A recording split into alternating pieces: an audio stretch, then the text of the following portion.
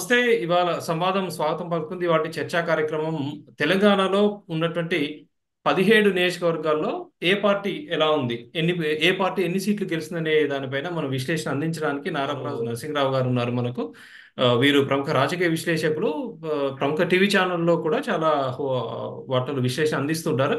Sir, మీకు స్వాగతం పలుకుతున్నాను. నమస్తే. నమస్తే. మెదక్ గనుక సార్ మీరు చూసినట్టయితే fire brand BJP spokesperson Raghunandan Rao garu ఉన్నారు, కాంటెస్ట్ బీజేపీ నుంచి. టిఆర్ఎస్ నుంచి కనుక తీసుకుంటే వెంకట్రామరెడ్డి గత కలెక్టర్ చేసి రిజైన్ చేసి ఎమ్మెల్సీగా చాలా ప్రిఫరెన్స్ ఇచ్చారు, సిద్దిపేట నుంచి అతను. మూడోది కనుక మనం చూసినట్టయితే నీలం మధు అని పటాన్ చెరువు నుంచి ఒక సర్పంచ్గా చేసి ఎమ్మెల్యే టికెట్ ఆశించి ఇవ్వనందుకు ఎంపీ టికెట్ ఇచ్చారు అనూహ్యంగా రేవంత్ రెడ్డి. ఇక్కడ ఎలా ఉందంటారు పరిస్థితి? బీఆర్ఎస్ ఏమన్నా అప్పర్ హ్యాండ్ ఉందంటారా, లేకపోతే రఘునందన్ రావు గతంలో ఎంపీగా పోటీ చేశాడు, ఎమ్మెల్యేగా పోటీ చేసి గెలిచాడు, ఒకసారి ఓడిపోయాడు కొన్నిసార్లు. సో రఘునందన్ రావుకి ఏమైనా అప్పర్ హ్యాండ్ ఉండే ఛాన్స్ ఉందంటారా? మధ్యలో నీలం మధు ఏమన్నా బీసీ ఓట్లు ఏమన్నా చీల్చే ఛాన్స్ ఉందంటారా? ఇక్కడ ఎలా ఉందంటారు పరిస్థితి? అంటే మనకు మళ్ళీ మెదక్కనగానే రెండు విషయాలు గుర్తొస్తాయి.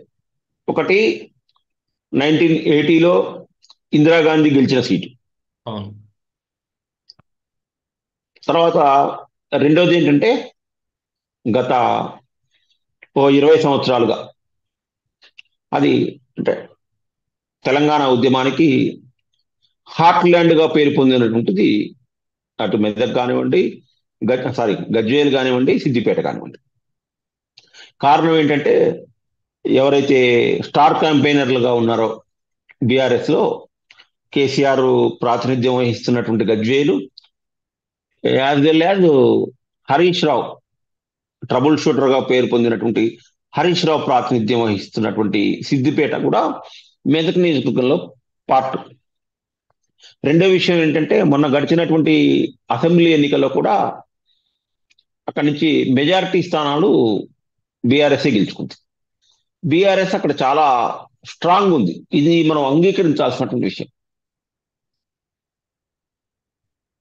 ఇటువైపు రఘునందన్ రావు దగ్గరికి వస్తున్నట్టయితే సహజంగా అతను ఓపెన్ మైండెడ్, ఫైర్ బ్రాండ్, ఉన్నది ఉన్నట్లుగా మాట్లాడతాడు. రెండో విషయం ఏంటంటే అతను కూడా ఇప్పుడు ఏమంటున్నాడు అంటే నన్ను గెలిపించేది నేను కాదు, మోడీ చరిష్మా అంటున్నాడు.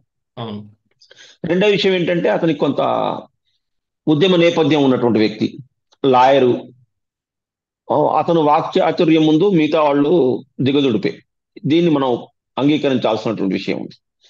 రెండవది ఏంటంటే అతను 2019లో కూడా దాదాపు 2 లక్షల ఓట్లు తెచ్చుకున్నాడు లోక్సభ ఎన్నికల్లో. కాంగ్రెస్కి వచ్చే వరకల్లా మీరు చెప్పినట్టుగా పటాన్ చెరువుకు సంబంధించినటువంటి నీలం మధుని అక్కడ అభ్యర్థికి పెట్టింది. ఈ ముగ్గురు అభ్యర్థులను చూసినట్లయితే అంటే మనం రఘునందన్ రావు గారితో ఎప్పుడు మాట్లాడినా కూడా రఘునందన్ రావు ఏమంటున్నాడంటే నాకు పోటీ అధికార పార్టీ అభ్యర్థి అంటున్నాడు. అధికార పార్టీ అభ్యర్థి అంటే కాంగ్రెస్కి సంబంధించిన నీలం మధు. కానీ గ్రౌండ్ రియాలిటీ మనకు అట్లా కనిపించట్లేదు. Ground reality BJP versus BRS లాగానే పోటీ ఉంది. ఇది ఒక 10 రోజులు, వారం రోజుల క్రితం వరకు ఉండేటువంటి వాతావరణం. రెండో విషయం ఏంటంటే వెంకట్రామరెడ్డి అక్కడ కలెక్టర్గా పనిచేశాడు.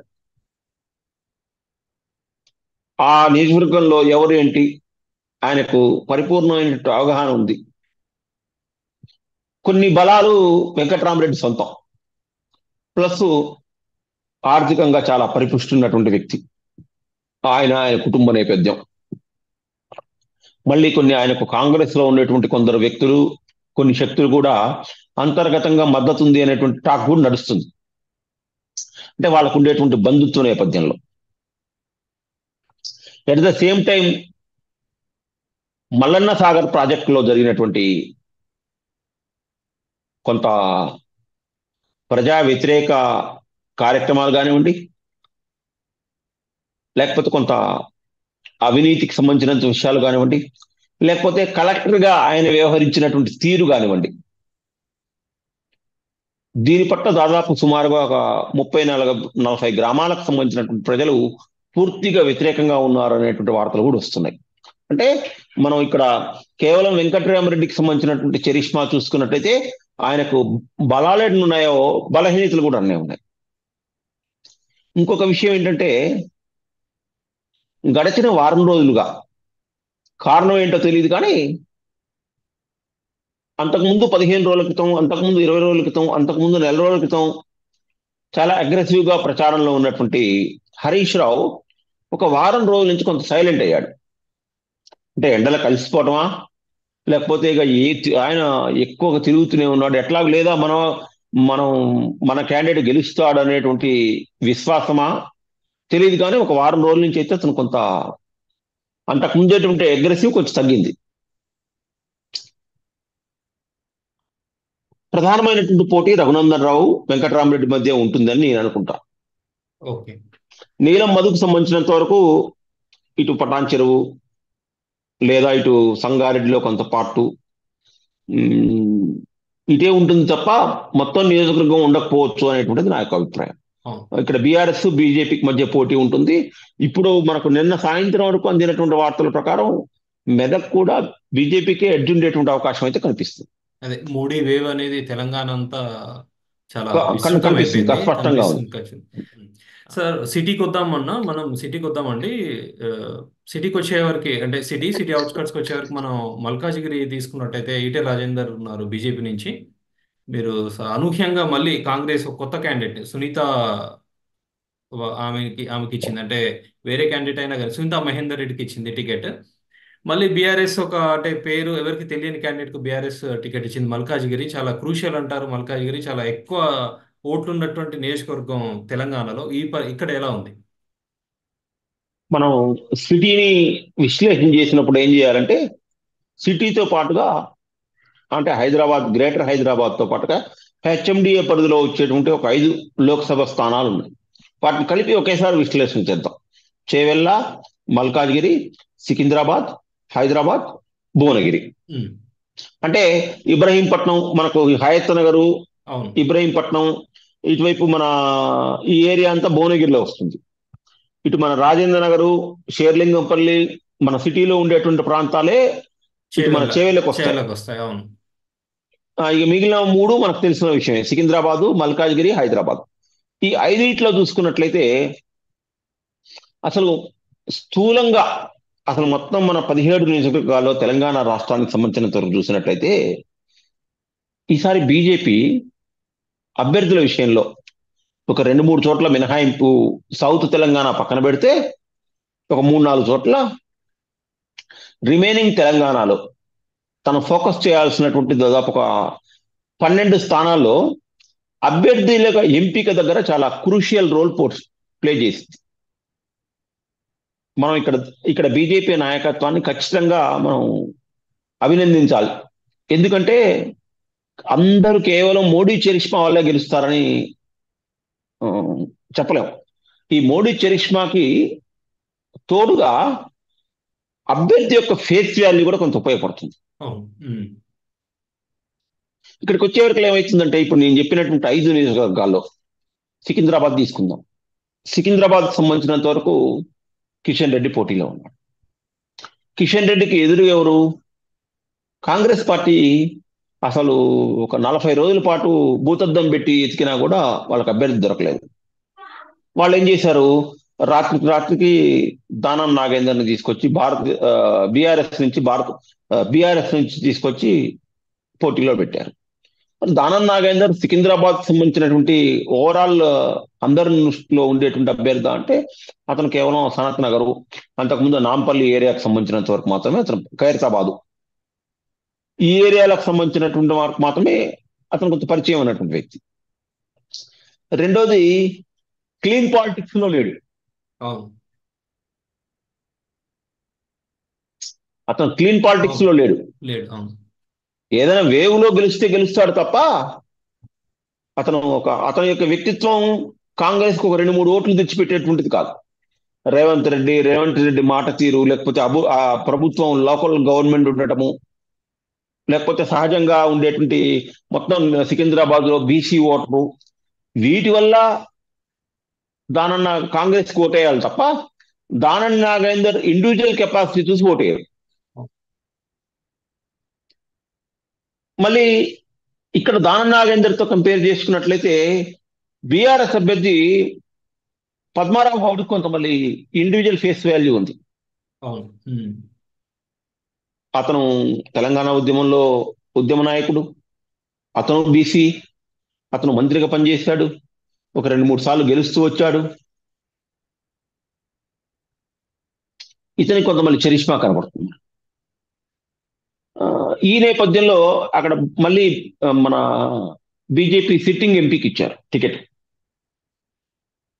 సహజంగా ఇక్కడ కూడా సికింద్రాబాద్ కూడా మనకు హైదరాబాద్ నగరంలో ప్రధానమైనటువంటి ఏరియాలు, సనత్ నగర్ కానివ్వండి, ఖైరతాబాద్ కానివ్వండి, లేకపోతే ఇటు సికింద్రాబాద్ కానివ్వండి, కంటోన్మెంటు, అంబర్పేట, ముషిరాబాద్. ముషిరాబాదు, ఇవన్నీ కూడా పార్ట్. మనకు ఒక 25 సంవత్సరాలు మనం తీసుకున్నట్లయితే, ఈ 25 సంవత్సరాల టైంలో 2004-09 తప్ప, అంటే ఒక 10 సంవత్సరాలు తప్ప, ఒక 4 టర్ములు, అంటే దత్తాత్రేయ గారు ముందు ఒక 3 సార్లు, తర్వాత కిషన్ రెడ్డి, అంటే 20 ఇయర్స్ బీజేపీ ఉంది. అవును. అంటే స్ట్రాంగ్. సహజంగా సిటీలో ఉండేటువంటి ఓటరు బీజేపీ వైపు, అంటే గ్రామీణ ప్రాంతాలతో కంపేర్ చేసుకుంటే, అంటే ఇప్పుడు గ్రామీణ ప్రాంతాలు కూడా బీజేపీ వెళ్ళిపోయింది, కానీ ఒకప్పుడు హైదరాబాద్ అంటే బీజేపీకి చాలా స్ట్రాంగ్ ఉండేది. కాబట్టి కేంద్ర మంత్రిగా, అంటే ఆయనకు నెగిటివ్ లేదా అంటే నెగిటివ్ ప్రతి వ్యక్తికి, ఈవెందో నరేంద్ర మోడీ పాలనలో కూడా కొన్ని నెగిటివ్స్ ఉంటాయి, కొన్ని పాజిటివ్స్ ఉంటాయి. కానీ ఎప్పుడైతే నెగిటివ్స్ డామినేట్ చేస్తే పాజిటివ్స్ డౌన్ అవుతాయి, పాజిటివ్స్ డామినేట్ చేసినప్పుడు నెగిటివ్స్ డౌన్ అవుతాయి. వీటి ఆధారంగానే ప్రజలు ఓటేసేటువంటి ఆస్కారం ఉంది.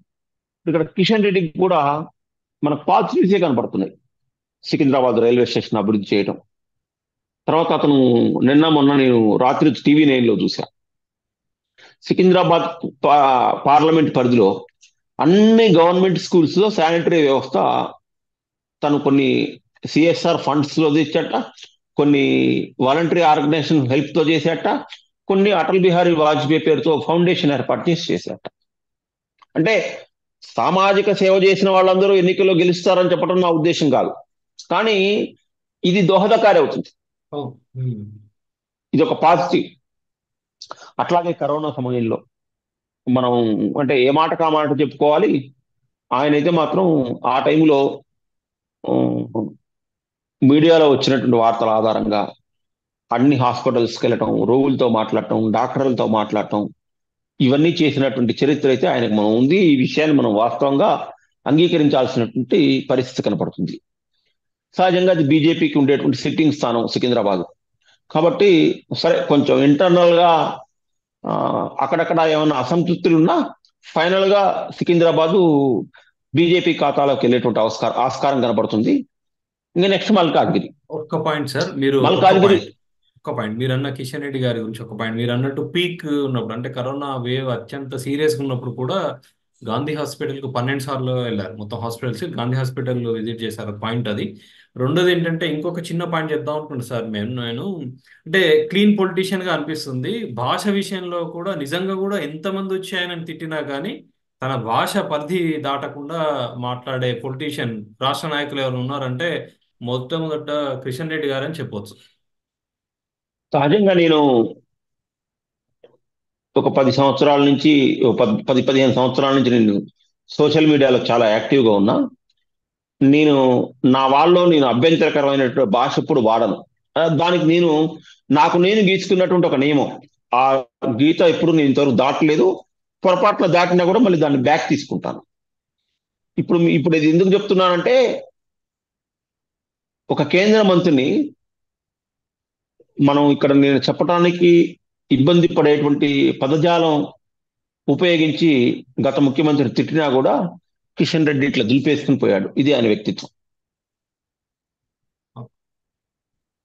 నిజంగా కూడా చాలా అభ్యంతరకరమైన మాటలు మాట్లాడినా కానీ రియాక్ట్ కాలేదు. Super, right right. యా, అది మనం అప్రిషియేట్ చేయాలి. అందుకే నేను ఆ పాయింట్ లేవు తీసాను. తప్పక ఖచ్చితంగా. అందుకనే నేను దానం నాగేందర్ని ప్రస్తావన చేసినప్పుడు అతనికి క్లీన్ పాలిటిక్స్ చేయడు అని చెప్పాను. ఇక మనం మల్కాజ్గిరికి వచ్చినట్లయితే, మనం కరీంనగర్ లో కూడా ఇందాక మనం చెప్పినప్పుడు ఏమనుకున్నాం అంటే, గెలుపు అనేటువంటిది సంజయ్ సొంతం, మెజారిటీ ఎంత అనేటువంటిది మనం విశ్లేషణ చేయాలి అని చెప్పాం. మల్కాజ్గిరిలో కూడా అదే కనపడుతుంది. కారణం ఏంటంటే మల్కాజ్గిరి ఒక మినీ ఇండియా లాంటిది. దగ్గర దగ్గర భారతదేశంలోనే అతిపెద్ద లోక్సభ నియోజకవర్గం ఓటర్ల పరంగా. ఇక్కడ కాస్మోపాలిటన్ వాతావరణం ఉంటుంది. అన్ని రాష్ట్రాల ఓటర్లు ఉన్నారు. ఆంధ్ర ఓటర్లు దాదాపు ఒక 2 లక్షల వరకు ఉన్నారు. ఇటు కుత్బుల్లాపూర్ కానివ్వండి, కూకట్పల్లి కానివ్వండి, ఇటు చోట మొత్తం ఆంధ్ర ఓటర్లు ఉన్నారు. హార్ట్ తెలంగాణ ఓటర్లు ఉన్నారు. అవును ఇటు ఉప్పల్లు, ఎల్బీ నగరు, తర్వాత ఈ మేడ్చెల్లు, ఇదంతా కూడా హార్ట్ తెలంగాణకు సంబంధించినటువంటి వాళ్ళు ఉన్నారు. ఇక తర్వాత నార్త్ ఇండియన్స్ ఉన్నారు. షేర్లింగంపల్లి అటువైపు వెళ్ళామనుకో, సారీ షేర్లింగంపల్లి అంటున్నా, మన కొన్ని ఏరియాలో నార్త్ ఇండియన్స్ బెల్ట్ భయంకరంగా ఉంది. అవును ఉన్నారు ఉన్నారు అవును అట్లాగే అన్ని రకాలకు సంబంధించినటువంటి వాళ్ళు కుక్కట్పల్లి అన్ని బార్డర్.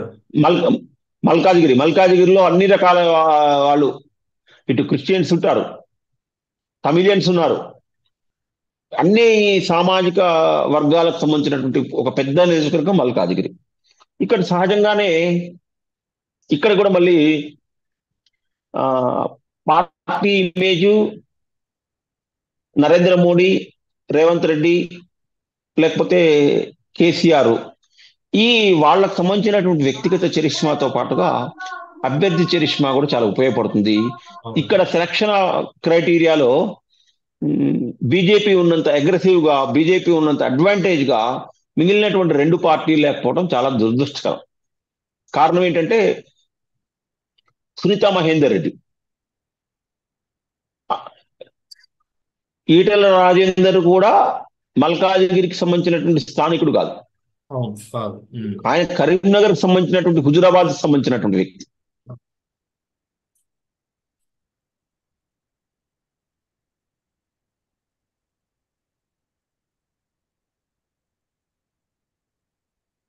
నా వినిపిస్తుంది, చెప్పండి.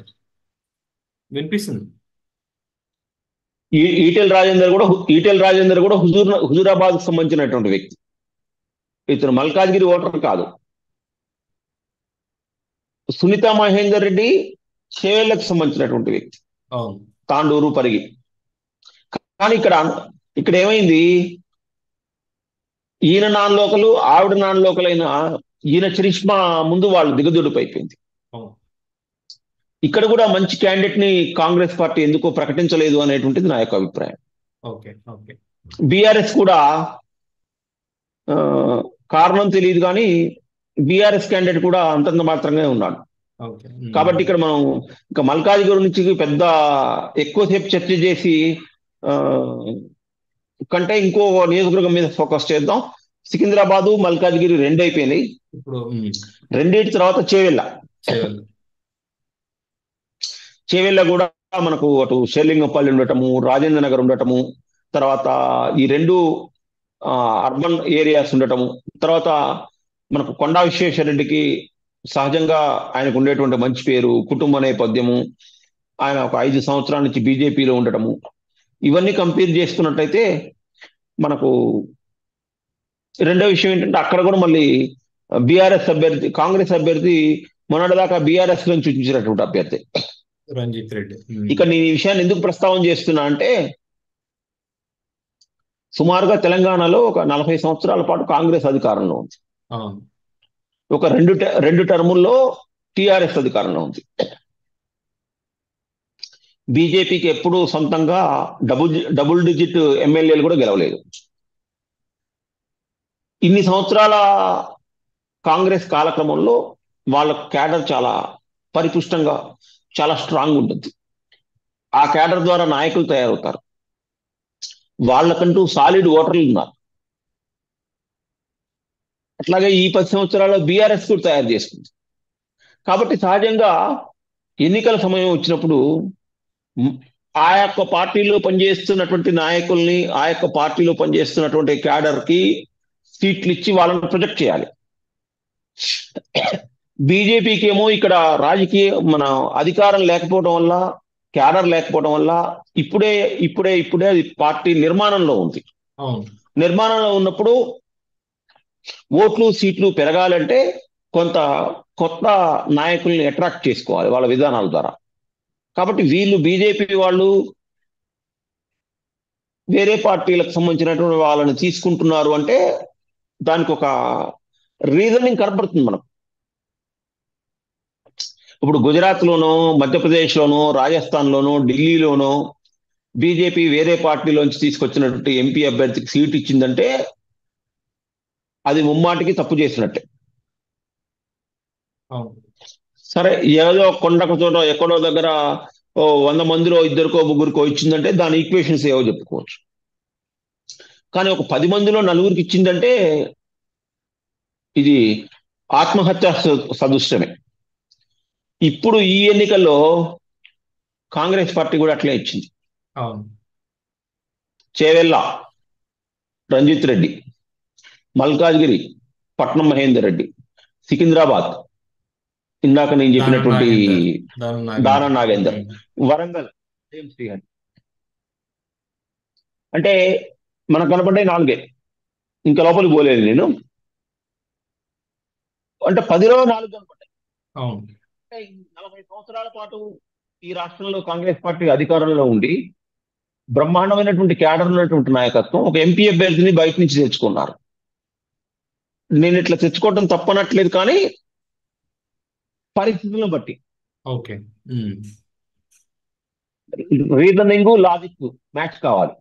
కాంగ్రెస్ దగ్గర మ్యాచ్ కాలేదు. ఆ మ్యాచ్ కాకపోవడం వల్ల ఏమైందంటే అది ఎదుటి పార్టీ వ్యక్తికి అడ్వాంటేజ్ అవుతుంది. చేవెళ్ళ బీజేపీకి అడ్వాంటేజ్ అవుతుంది. అంటే ఇప్పుడు మనం చెప్పుకున్నటువంటి అన్ని చోట్ల ఒక పెద్దపల్లి తప్ప అవును. పెద్దపల్లి తప్ప. పెద్దపల్లి తప్ప అన్ని బీజేపీకే ఎడ్జ్ కనబడుతుంది మనం మాట్లాడుకున్నటువంటి వాటిల్లో. ఓకే. బీఆర్ఎస్ కూడా అక్కడ కాసాని జ్ఞానేశ్వర్కి ఇచ్చింది టికెట్.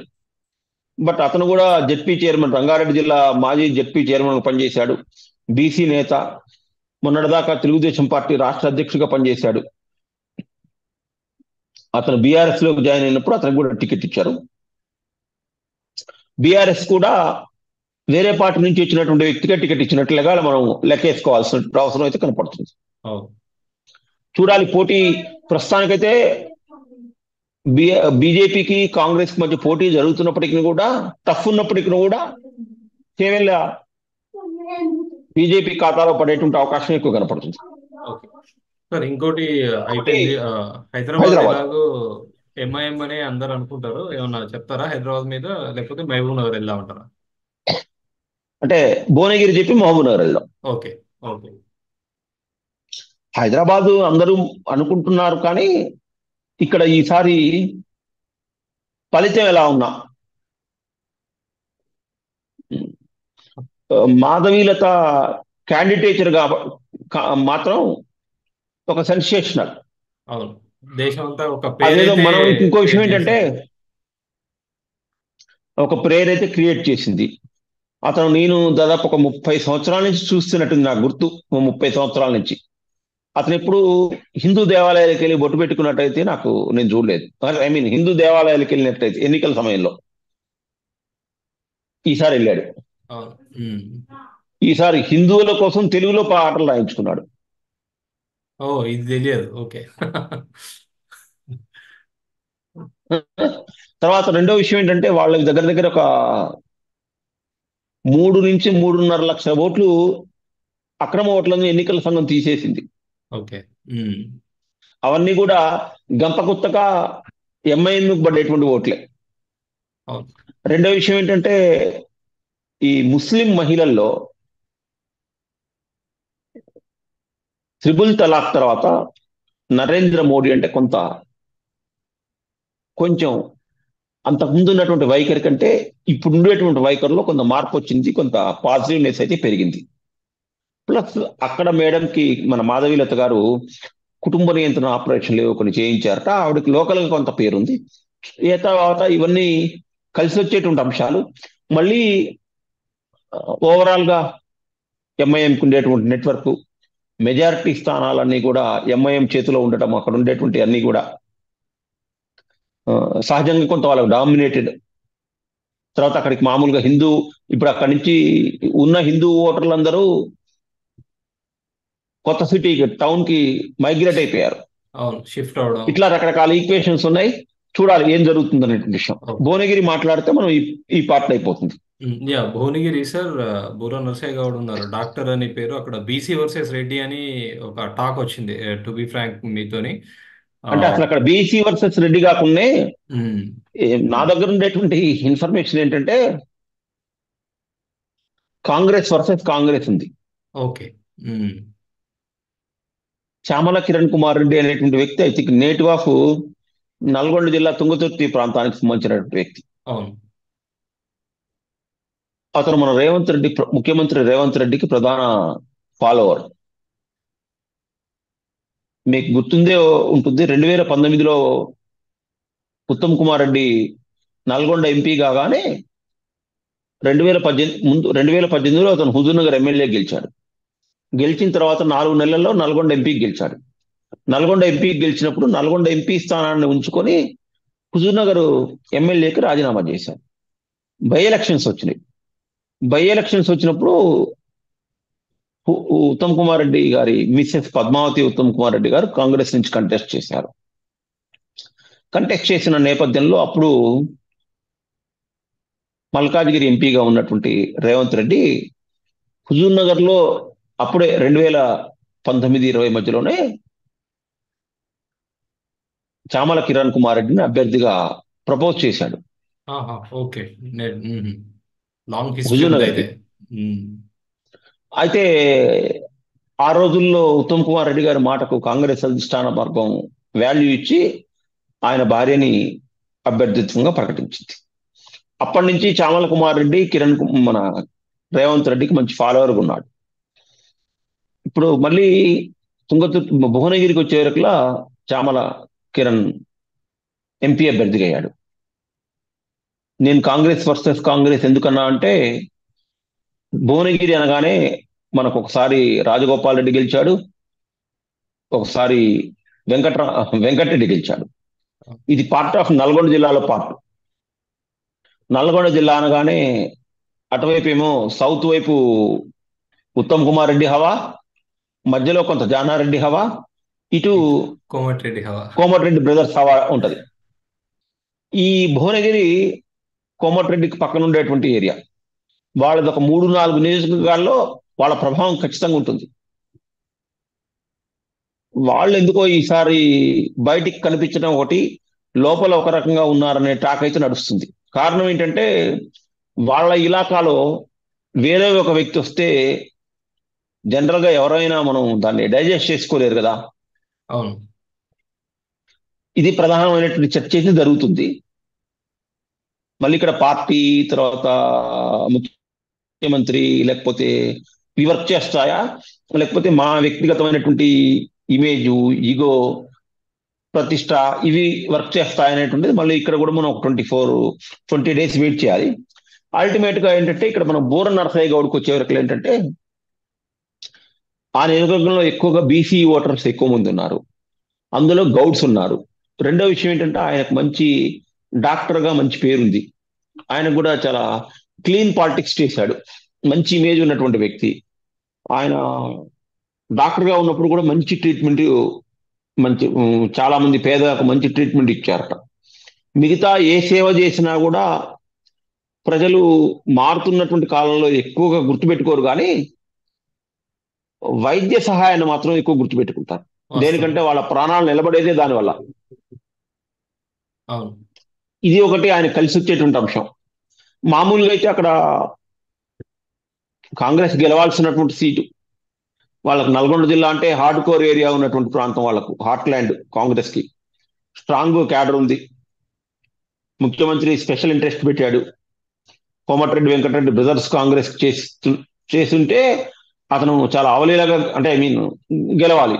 కానీ ఈ ఫ్యాక్టర్స్ అన్ని వచ్చే వరకు ఏమైందంటే ఫైట్ చాలా టైట్ ఫైట్ అయిపోయింది. ఇప్పుడు నువ్వా నేనా అనేటువంటి స్థాయికి వచ్చింది. ప్రస్తుతానికి ఎవరు ఎడ్జుకున్నా కూడా అందరు అనుకోవటం ఏంటంటే అక్కడ ఒక 10,000 లోపు గెలుస్తారు ఎవరు వచ్చిన తేడా అనుకుంటున్నారు. చూడాలి మరి అంత. ఇక్కడ నా వరకు ఇక్కడ కోమటిరెడ్డి బ్రదర్స్ యొక్క ప్రభావం గెలిపోవటం మీద ఆధారపడి ఉంటుంది అనుకుంటున్నాను నేను. ఓకే. దీంతో మనకి ఈ 5 అయిపోయినాయి. అవును, ఇటు అయిపోయింది. నల్గొండ వెళ్ళి మహబూబ్ నగర్ వెళ్దామంటారా? మహబూబ్ నగర్ ఒకసారి మహబూబ్ మాట్లాడదాం. నగర్, నాగర్ కర్నూలు. ఉమ్. ఇప్పుడు నల్గొండ ఎలా ఉందంటారు సార్? సైదిరెడ్డి బీజేపీ నుంచి, బీఆర్ఎస్ నుంచి చేరినటువంటి సైదిరెడ్డికి టికెట్ ఇచ్చారు, ఎంపీ టికెట్. నేను వింటున్నటువంటి వార్త ఏంటి అంటే నల్గొండ నియోజకవర్గంలో ఉన్నటువంటి తండాలు అన్ని కూడా చాలా పాజిటివ్గా ఉన్నాయి బీజేపీకి, మోడీ అంటున్నాయని వస్తున్నట్టు గ్రౌండ్ నుంచి వస్తున్నటువంటి ఫీడ్బ్యాక్. కాంగ్రెస్ నుంచి జానారెడ్డి కొడుకు ఇచ్చినారు టికెట్. ఎలా ఉందంటారు అక్కడ పరిస్థితి? అంటే మనం కరీంనగర్ లో బండి సంజయ్ మెజారిటీ, ఉమ్. మల్కాజ్గిరిలో ఈటెల రాజేందర్ మెజారిటీ ఉమ్. అనేటువంటి విషయాన్ని మాట్లాడుకున్నాం. ఇక్కడ కూడా నల్గొండలో కాంగ్రెస్ గెలవటం అయితే 100%, దాంట్లో ఎటువంటి సందేహం ఉండాల్సినటువంటి అవసరం లేదు. కాంగ్రెస్ కి ఖచ్చితంగా గెలవగలిగేటువంటి స్థానాల్లో, అంటే అయిపోయినప్పుడు కన్క్లూడ్ చేసేటప్పుడు చెప్తా, కాంగ్రెస్ ఖచ్చితంగా గెలవగలిగేటువంటి సీట్లో నల్గొండ నెంబర్ 1. దాంట్లో మనం ఎట్టి సందేహం లేదు. బీజేపీ ఓట్లు పెరగవచ్చు. గతంలో 2 లక్షలు ఉంటే 3 లక్షలు కావచ్చు, లేదా 4 లక్షలు కావచ్చు. ఈ రకమైనటువంటి పోటీ ఉంటుంది. అల్టిమేట్ గా అక్కడ కాంగ్రెస్ కి మెజారిటీ ఎంత ఉంటుందనేటువంటిదే మనం ఫైనల్ గా లెక్కేసుకోవాల్సిన అవసరం. కానీ గెలుపోటములను ప్రభావితం చేసేటువంటి స్థాయిలోకి మాత్రం ఈ రోజు అక్కడ బీజేపీ లేదు, బీఆర్ఎస్ లేదు. ఓకే. అంటే మీరు చెప్పినట్టుగా యువకులు మోడీ కావాలనుకుంటున్నారు, ఇదంతా ఒక ఫ్యాక్టర్. ఇవన్నీ కూడా నిజాలే, కానీ గెలిచే లెవెల్కి వెళ్ళలేదు. Okay sir, next Mahbubnagar వెళ్దాం సార్. డీకే అరుణ ఉన్నారు. మీరు మనం ముందు మాట్లాడుకున్నట్టు డీకే అరుణ మీద చాలా పర్సనల్ అటాక్స్ కూడా చేశారు రేవంత్ రెడ్డి. ఆయన పర్సనల్గా తీసుకొని కూడా ఖచ్చితంగా వంశీచందర్ రెడ్డి కాంగ్రెస్ నుంచి గెలిపించాలని ప్రయత్నిస్తున్నట్టుగా తెలుస్తుంది. ఆ, తనకు ముఖ్యమంత్రిగా ఉండాలి అంటే కూడా నిజంగా కూడా మహబూబ్ నగర్ గెలవాలి అనేది ఒక ఖచ్చితంగా ఉన్నట్టుంది రేవంత్ రెడ్డికి. మీరేమంటారు? ఇక్కడ డీకే అరుణ గెలుస్తుంది అంటారా? అక్కడ ఏంటంటే మనం భువనగిరి గురించి మాట్లాడుకున్నప్పుడు ఓటములను ప్రభావితం చేసేది కోమటిరెడ్డి బ్రదర్స్ అన్నాం. అంటే గెలిచినా, కాంగ్రెస్ గెలిచినా వాళ్ళ వల్లే, కాంగ్రెస్ ఓడిపోయినా వాళ్ళ వల్లే. దీనికి కొంచెం భిన్నమైనటువంటి వాతావరణం మహబూబ్ నగర్లో. మహబూబ్ నగర్కి వచ్చేవరకు ఏంటి, గెలుపోటములను ప్రభావితం చేసేది ఉంటుంది నిజమైన ఓటరు. ఇక్కడ ఈ మాట ఎందుకు చెప్తున్నా అంటే అది ముఖ్యమంత్రి నియోజకవర్గం. అక్కడ ఉండేటువంటి ఎమ్మెల్యేలు ఇంకా ముఖ్యమంత్రికి ఎదురు చెప్పే స్థాయిలో ఎవరు లేరు. దేనికంటే అక్కడ ఆయన తన సంబంధించినటువంటి వంశీచందర్ రెడ్డిని గెలిపించుకోవాల్సిన బాధ్యత ముఖ్యమంత్రికే ఉంటుంది. గడిచిన ఒక 15 రోజుల్లో, ఒక నెల రోజుల్లో ముఖ్యమంత్రి ఒక 10 సార్లు వెళ్ళాడు మహబూబ్ నగర్. అవును. 10 టైమ్స్ పైనే వెళ్ళాడు. అంటే అక్కడ కొంత ఇన్సెక్యూరిటీ ఫీలింగ్ ఉంది. ముఖ్యంగా అతను మిగిలినటువంటి రాష్ట్రంలో కొంచెం అటు ఇటు అయినప్పటికి కూడా మహబూబ్ నగర్ ఒకటి గెలిపించుకోవాలి, భువనగిరి ఒకటి గెలిపించుకోవాలి, మల్కాజ్గిరి ఒకటి గెలిపించుకోవాలి, చేవెళ్ళ ఒకటి గెలిపించుకోవాలి.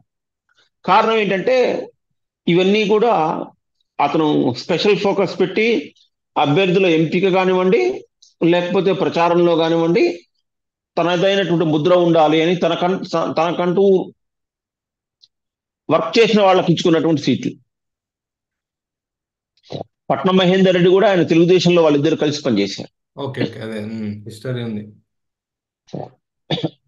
ఆయన భార్య ఇక్కడ ఈవిడ. క్యాండిడేట్. చేవెళ్ళకు సంబంధించినటువంటిది కూడా ఒక సంథింగ్ ఏదో బ్యాక్ అండ్ స్టోరీ ఏదో నడుస్తుంది, అది కొంచెం పక్కన పెడదాం.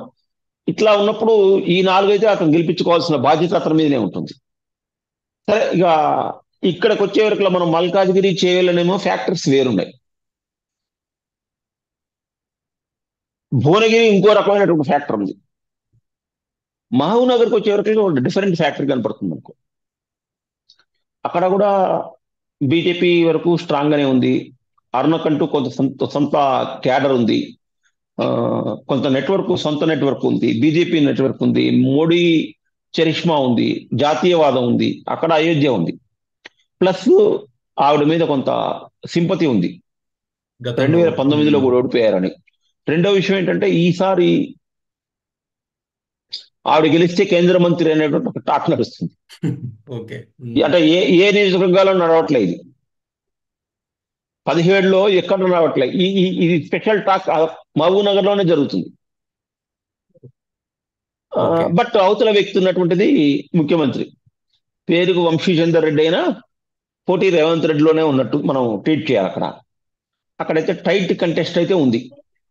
నిజమైన ఓటరు ఎటువైపు మగ్గితే అటు గెలుస్తారు. Okay. Okay. Next Mahabubnagar వరకు. మహబూబ్‌నగర్. ఓకే. నాగర్ కర్నూల్ తీసుకుంటే పోతుగంటి భరత్ ఉన్నాడు. పోతుగంటి రాములు గారి కొడుకు. RS Praveen from BRS. ఎవరి మధ్య ఉందంటారు పోటీ నాగర్ కర్నూల్‌లో? కాంగ్రెస్ వచ్చేసి విక్రమార్క గారి అన్న అనుకుంటా, బ్రదర్. మల్లు మల్లు రవి ఉన్నాడు. స్థానికుడు కాదనేది అక్కడ నడుస్తుంది ఒకటి టాక్. అక్కడ ఎవరు గెలిచే త్రిముఖ పోటీ అంటారా అక్కడ? మొదటిది మల్లు రవి స్థానికుడు కాకపోయినా ఆల్రెడీ ఆయన ఒకసారి నాగర్ కర్నూలులో గెలిచాడు. ఓకే. ఉమ్. కాబట్టి మనం ఈ యాంగిల్లో ఇంకో విషయం ఏంటంటే, లోక్సభ ఎన్నికల పరిధిలోకి వచ్చే వరకు ఏంటంటే కొంతమంది రాష్ట్రాలే మారుతుంటారు. అవును. అంటే మనం వైడర్ గా చూడాల్సిన అవసరం ఉంది. అంటే ఇక్కడైతే ట్రయాంగిల్ ఫైట్ నడుస్తుంది. ఇప్పుడు మనకు వచ్చినటువంటి సమాచారం ప్రకారం ఆర్ఎస్ ప్రవీణ్ కుమార్ గెలవలేడు, కానీ అల్టిమేట్ గా అతను చీల్చబోయేటువంటి ఓట్లను బట్టి గెలిపోవటం నిర్దేశించగలుగుతాడు. ఓకే. ఉమ్. అంటే మొదట్లో కొంచెం బీజేపీ వెనుకబడ్డ మాట వాస్తవమే. అక్కడ కాంగ్రెస్ కి ఎడ్జ్ ఉంది. బట్ ఇందాక మీరు చెప్పినట్టుగా అతను లోకల్ కాదు. రెండో విషయం ఏంటంటే అతను ఢిల్లీలో రాష్ట్ర ప్రభుత్వ సలహాదారుగా ఉన్నాడు. సలహాదారు ఉన్నప్పుడు రాష్ట్ర ప్రభుత్వ సలహాదారు కన్నా కూడా నాకు నాగర్ కర్నూలు ఎంపీగా ఉండటమే ఇష్టం అని చెప్పేసి నేను రాజీనామా చేశాను. అవును, రిజైన్ చేశారు. రిజైన్ చేశాడు. కాబట్టి ఆ, అతనికి ఢిల్లీలో ఏఐసిసితో నెట్వర్క్ ఉంది. అవును. ఉమ్. ఈసారి టికెట్ కూడా త్రూ ఏఐసిసి రెఫరెన్స్ తోనే తెప్పించుకున్నాడు తప్ప రాష్ట్ర కాంగ్రెస్ పార్టీకి సంబంధించినటువంటి ముఖ్యమంత్రి కానివ్వండి, రాష్ట్ర నాయకత్వం పంపించిన ప్రతిపాదనలో అతను లేడు. ఇక్కడ కూడా మళ్ళీ కాంగ్రెస్ ఓడిస్తుందా, ఉమ్. లేకపోతే కాంగ్రెస్ ను ప్రజలు ఓడిస్తారా, ప్రజలు గెలిపిస్తారా అనేటువంటి దానం బట్టి మనం పోటీ ఎట్లా ఉండబోతుందో చూస్తూ ప్రస్తుతానికైతే కాంగ్రెస్ కొంత ఎడ్జ్ అయితే కనపడుతుంది. ఈ 2 రోజులు కూడా ఎడ్జ్ ఎట్లాగే ఉంటుందా, బీజేపీ కూడా కొంత రాను ఒక 15 రోజుల క్రితం ఉన్నటువంటి పొజిషన్కి నిన్న సాయంత్రం ఉన్నప్పటికీ, నిన్న మన ప్రధానమంత్రి గారు ఆ నియోజకవర్గంలోనే ఉన్నారు. మీటింగ్ అయింది కదా, రెండింటికి కలిపాం. మీటింగ్ అయింది కాబట్టి కొంత పెరిగింది. At the same time BRS కూడా అనూహ్యంగా ఆర్ఎస్ ప్రవీణ్ కుమార్ దిక్కు. కాబట్టి అక్కడ కొంచెం ఫైట్ ట్రయాంగిల్ అనే చెప్పుకోవచ్చు. అల్టిమేట్ గా ఆర్ఎస్ ప్రవీణ్ కుమార్ చీల్చబోయేటువంటి ఓట్లను బట్టి ఆ ఇద్దరిలో గెలిపోవటం. అంటే ఇక్కడ ఎవరు ఖచ్చితంగా ఇప్పుడు మనం కొన్ని చోట్ల బీజేపీ గెలుస్తుందని చెప్పుకున్నాం, కొన్ని చోట్ల బీఆర్ఎస్ కి, పెద్దపల్లి లాంటి చోట బీఆర్ఎస్ కి విజయావకాశాలు ఉన్నాయని నేను చెప్పాను. నల్లగొండ లాంటి చోట కాంగ్రెస్ మంచి మెజారిటీతో గెలుస్తుందని చెప్పాను. కానీ నాగర్ కర్నూలుకి వచ్చే వరకు ఏంటంటే అట్లా చెప్పడం అనేటువంటిది కొంచెం ధైర్యం కావాలి. నాకు ఆ ధైర్యం లేదు.